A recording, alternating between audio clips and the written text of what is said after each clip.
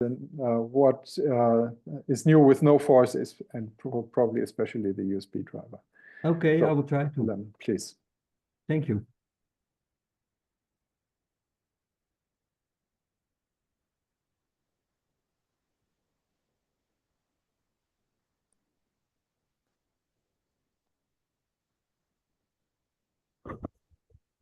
So here's my my screen.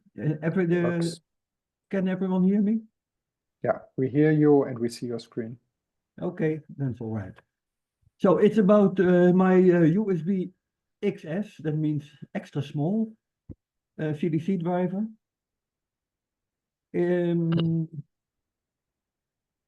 This was the first time I got it booted. On the left, you see normal noForth using MUART interface, and it shows USB packages, setup packages coming in. Those are the numbers displayed on the screen. So you see there are a lot of packages going through, but at the bottom, the third line from the bottom, you see a red 3, if you can read it. And that red 3 means we have a connection. So the setup process was going all right, and the device is connected, and also there is a program talking to the driver on the PC. And then when we are there, the USB starts and it goes on the screen on the right. And there you see the startup message and words for the first time in noForth using the USB interface. So that's the startup.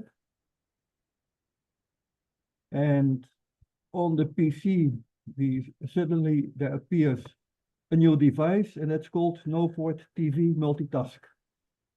That was a large surprise that we show the noForth startup, a part of the noForth startup message to the USB interface, so it uses the same name as noForth uses. So what is needed to get there? Now, first you have to initialize the USB hardware on the RP2040. That's quite simple. Then we need to receive and respond to setup package from the host. And these packages determine which driver the OS will load. And when the host is satisfied with the setup, sending and receiving data packets may start. So that's all that's going on. That looks quite easy, but there are a lot of protocols behind it, and you can see that partly on the first screen on the left. These are all setup packages that are handled. Now here we have a part of the setup in a Wireshark screen. On the top we see the bus reset. When you connect a new device, the host always starts sending a bus reset to that device. And that means that the device starts in a 0 state. It's completely reset. We also detect which type of USB it is, in this case full speed. And that part is really simple. It's just a resistor connected to one of the USB wires. And that tells us if it's low speed or full speed. And high speed, there's an extra command needed to detect that. Now then we get the first set, immediately we get the first setup package. And the first setup package is getting this device request. And the device request just tells the host that we are a valid USB. And there's a version number and some other info. The green part that is on the left, the lower right. That's the setup message that's coming in. And the 40 in it is the maximum length we may use. 40 is 64 bytes. And yes, that's it.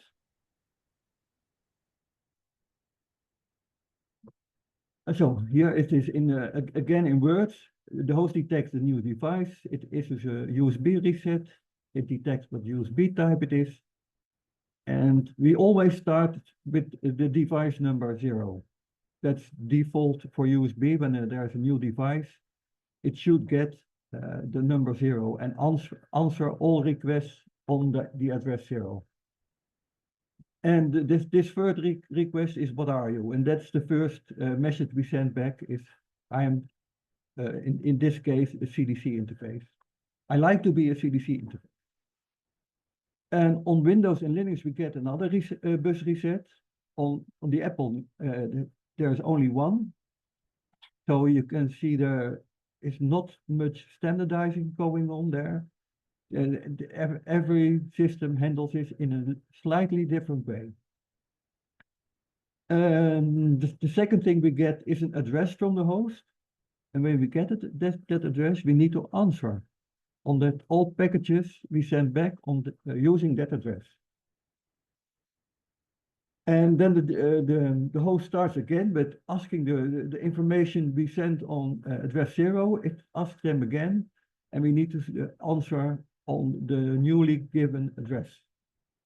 Then the configuration info, and that tells the host how we are put together, so how many endpoints we have, and a lot of other things. It's a lot of packages that are sent in one go, and it's all for configuring the driver on the host. The next thing is we get a few, the host asks for a few strings. One is always the language you speak in. We start, and the language you should always use, the first language you send back, should always be English, because when you do when you don't do that, the setup may hang. And then you send back which device you are, who is the manufacturer, and the version number of the device. Those the last 3 strings are optional. And in one of the earlier setup packages, you mention which string messages you answer on. So in the first 2 packages that you send, there is information about what the host can ask to you. Now, after that, the requests are getting more specific. The MUAT settings are asked, the configuration status, and finally the line status. And the line status is the most important one. That means that there can be communication. If you get a yes there, then data can be sent back and forth.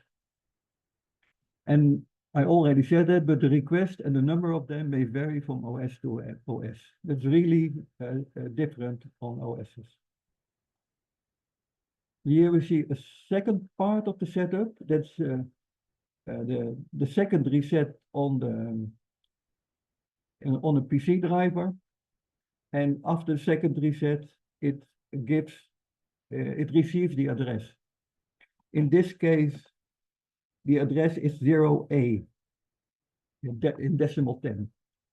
So we get the USB bus address 10. Now some details about the RP2040 USB.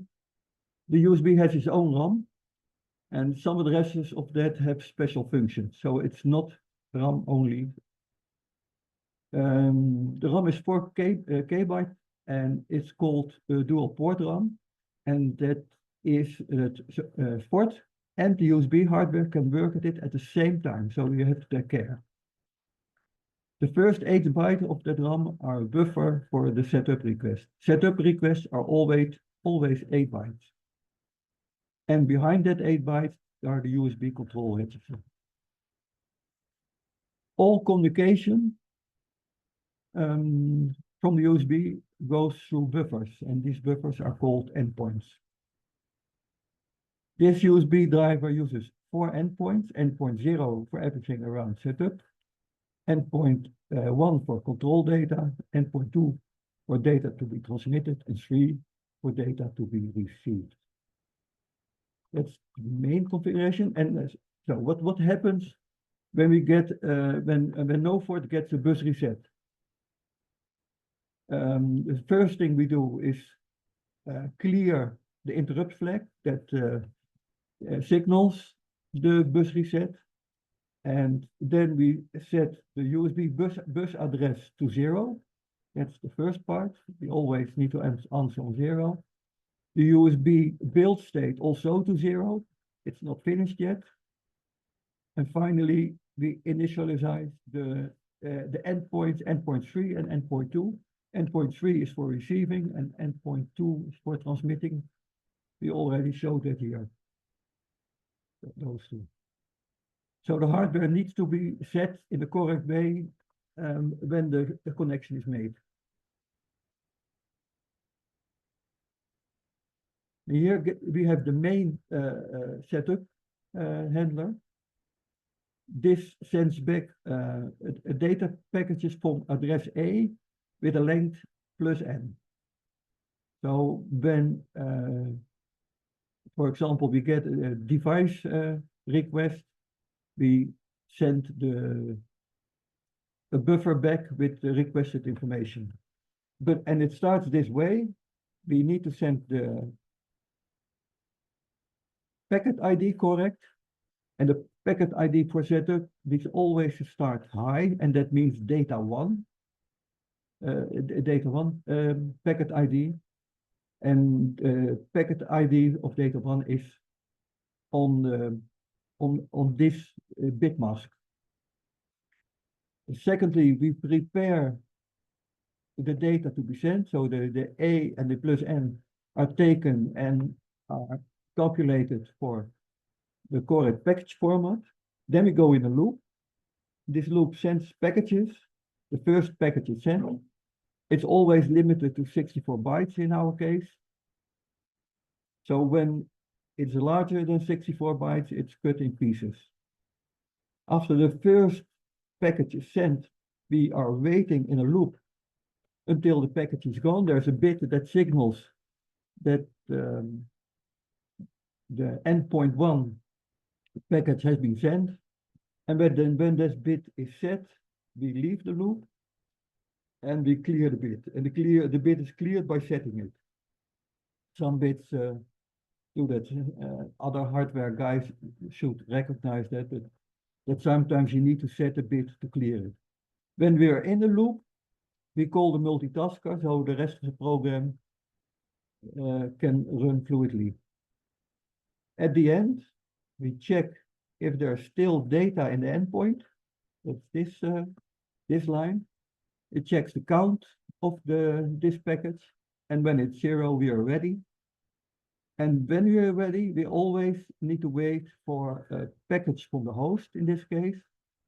And this package says that the host was satisfied with the received data. And in this case, we also start with a high bit.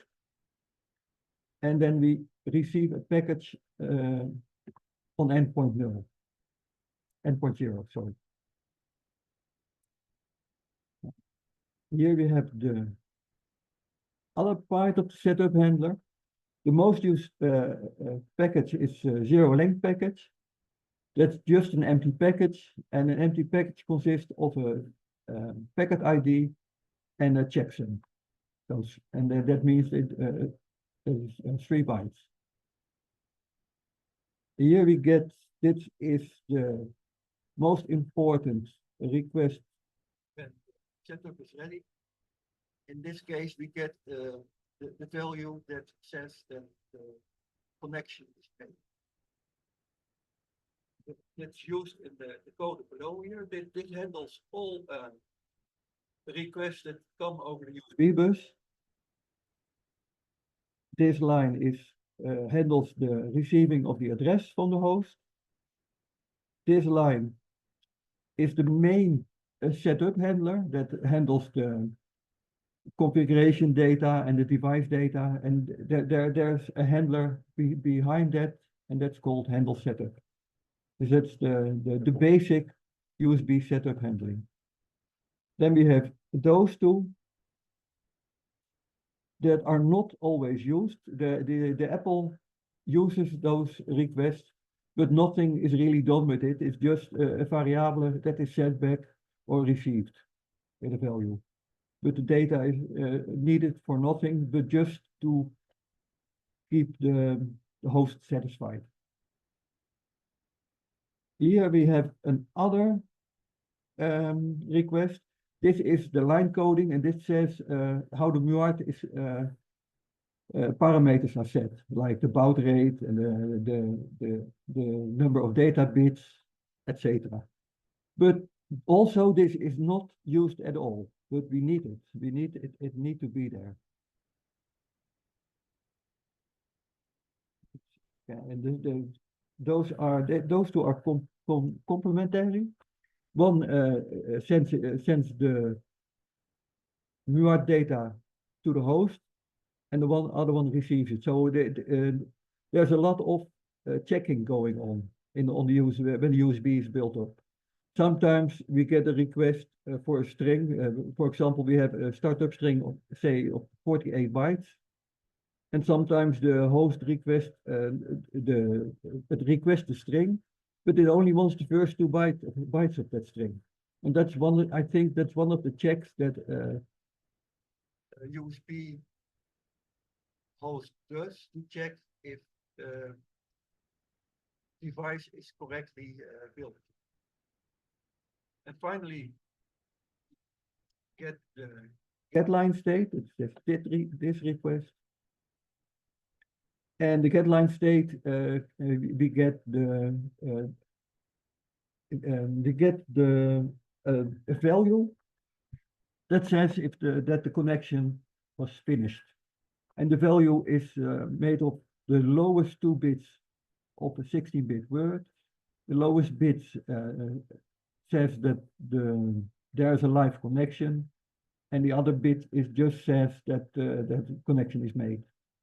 When we get a request that we don't know the answer on, then we go to a stall. It's also mandatory by at an USB interface. When you don't know a request, you always send back a stall. And the stall is just a special packet ID. That's all there is to it. And then the host knows that it has to try something else or cut off the connection. Now this whole thing runs in the multitasker of noForth. And here it is in short. Those are key and emit for the USB interface. And USB key just checks if there's data in the receive buffer. And USB key does the same, but when there's data in the receive buffer, it reads 1 character from it. And USB emit is the opposite. It checks if there's space in the send buffer, and if there's space in the send buffer, it puts a character in the send buffer. Now we get to the main handler. This is the main routine that does everything you need to do for the USB.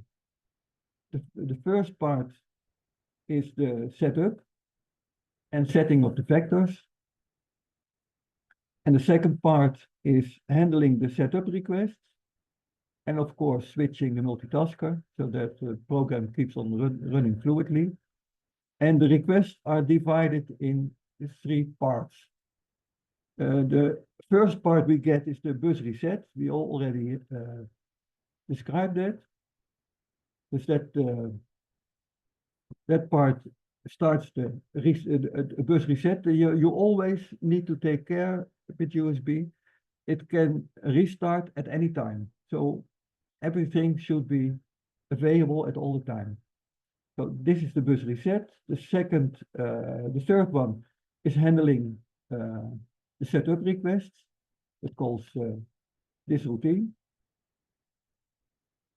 the main setup handler. And the first one over here is handling of normal endpoints. And normal endpoints that says we have an interrupt endpoint for special functions. We have the output endpoint and the input endpoint. Those are all handled by this routine endpoints. Now, after we have handled all requests, we check if the USB interface was built, and that's just reading the value USB state. So there must be something else than 0.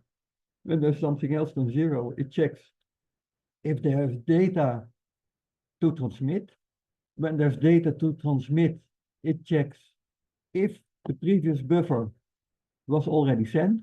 So the buffer needs to be empty, otherwise data gets corrupted. And when this endpoint 2 for transmitting is empty, we put some new data in it, and we look in the endpoint buffer and the ring buffer for output. We check how many space there is.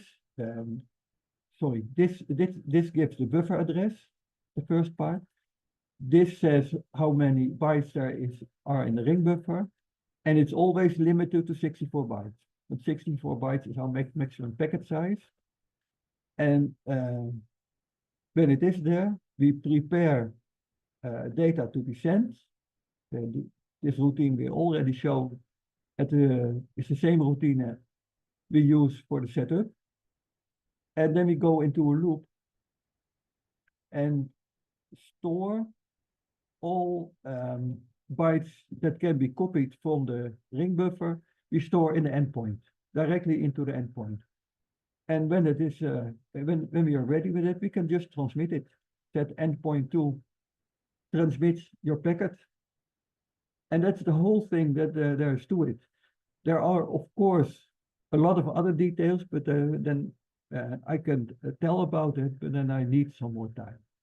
Then I can describe the complete handler if you like, but the source code is not very long, so it could be done, but I need at least half an hour to 45 minutes to completely go through the code. And finally, we have noForth with USB connected on our own experimental board. That's the PCB we made for our club. And that's to just play around with some switches and some LEDs. Any questions about this?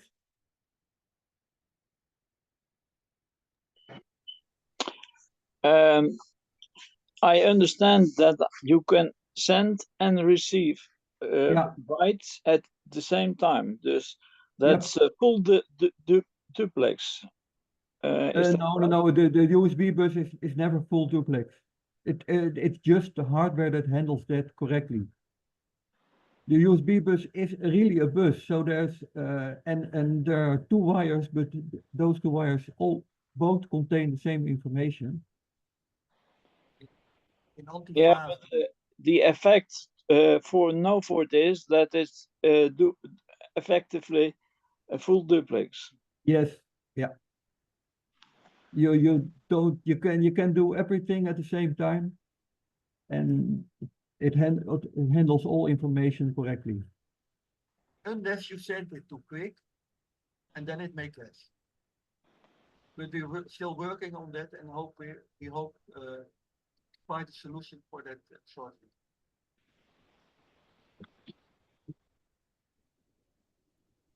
No more questions about the USB drive? Okay.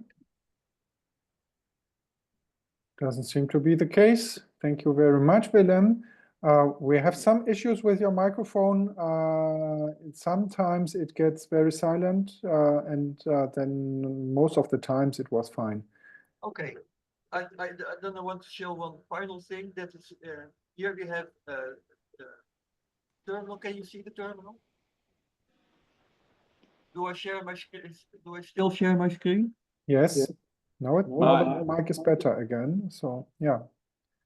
You still share your screen, but we see the presentation, the picture of them. I will try to change it.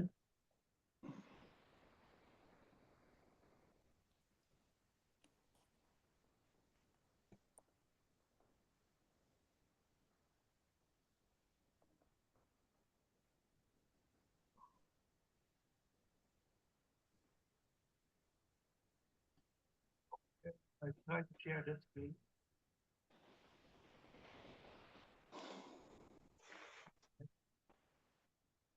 I think now you can see it. A black terminal screen. Yes. Okay. And the bell that rang, that was the driver being loaded. Here you see the driver appear. And when I connect the terminal with the USB interface, we get a startup message. That's booting of noForth.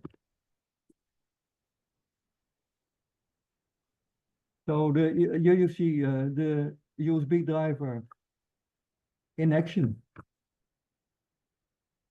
There are a few things extra about this noForth, but I don't know if I still have the time to show that. Should I go on or should I stop? Yeah.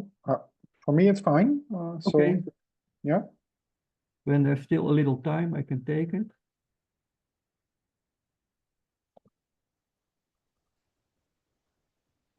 Yeah. Start with reboot.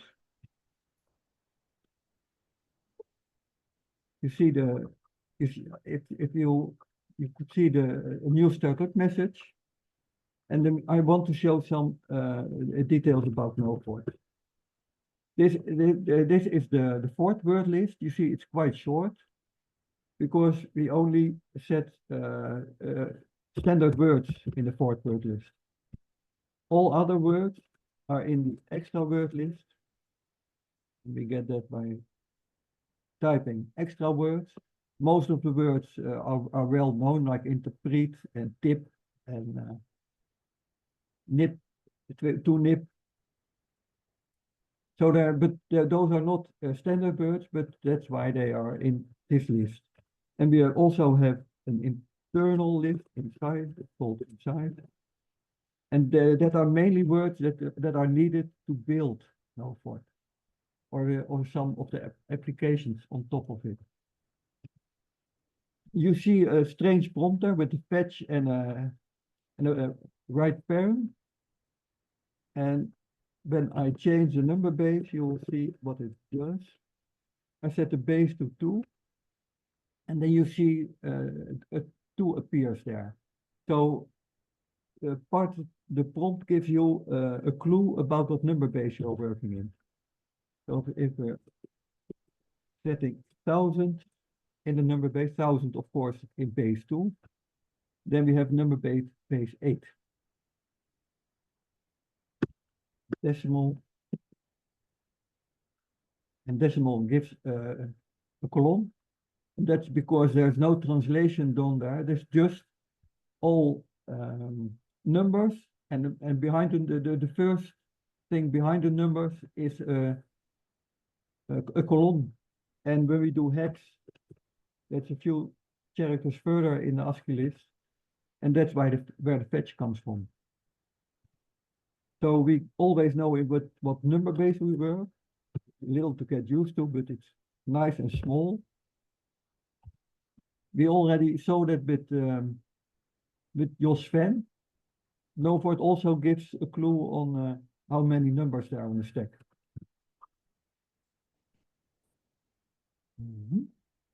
So we see the two times plus and finally dot. We read those numbers back. And a lot of ports nowadays use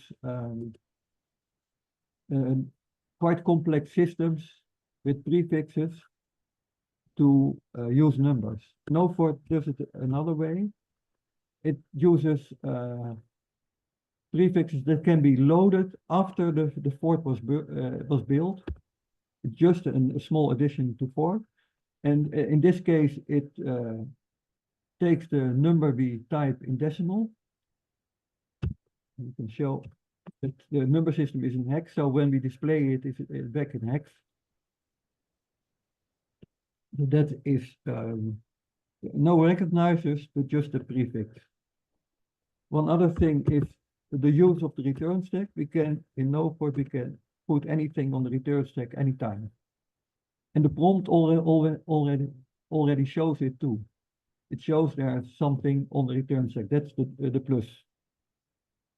And if we can use it, we can do anything with no problem at all. And then we get it back and print it. Now see, the plus is gone and the address is printed. And that's just because noForth is built extremely simple. The whole interpreter is flat. So when you put something on the return stack, it isn't in between anything. Then we have a thing Uli talks about a few times. That is the word need. And that is a library system that is built in noForth too. And for example, if we want to decompile, we type need C. And now we have the decompiler and we can decompile any words. For example, a part of the USB interface. The starting routine for the USB interface. It initializes the buffers. This parse sets up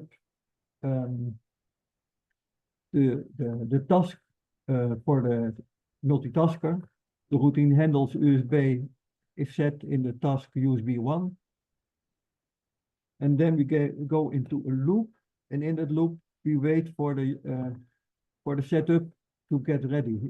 It goes out of that loop when the USB interface is completely finished. And that's why we get a need setup message when we open the terminal. Only when the terminal is opened, there's a connection made with the USB driver, and then the driver on the RP2040 gets the message that the connection is made. Okay. That's why it's all quite neat.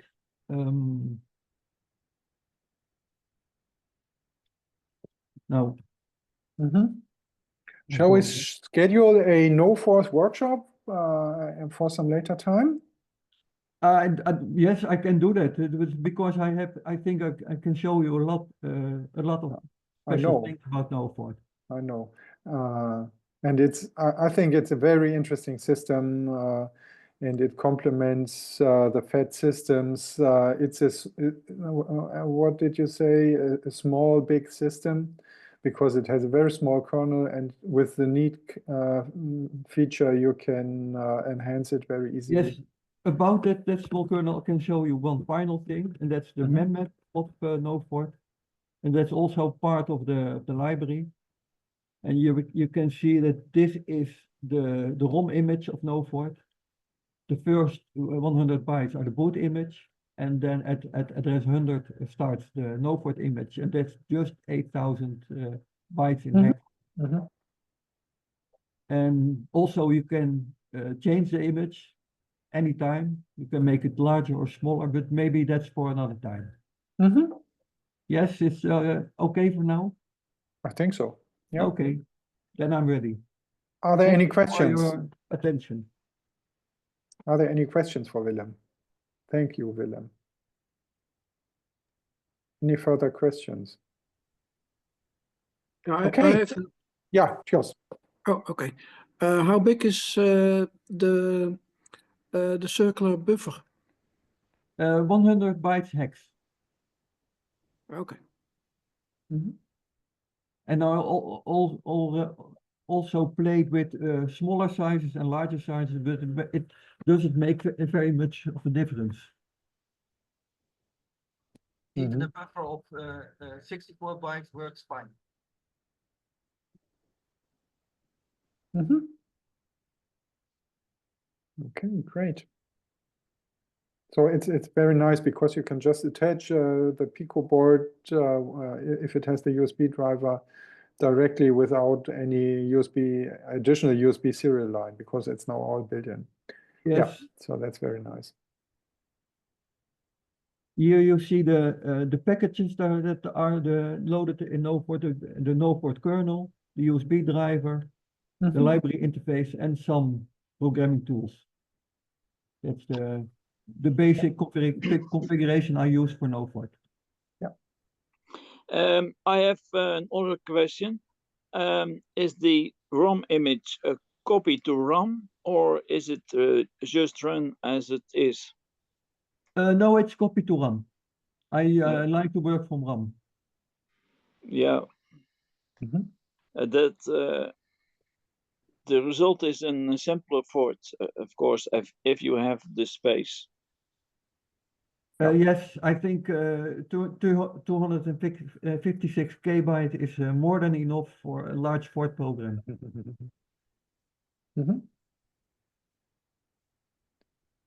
All right. Are there any other comments, questions to Willem? No. So then thank you very much, and I'm looking forward to some great workshop that we will see how we can organize We this. do that another time. Okay. Yeah. Thank you. I would say so. Yeah. Bye.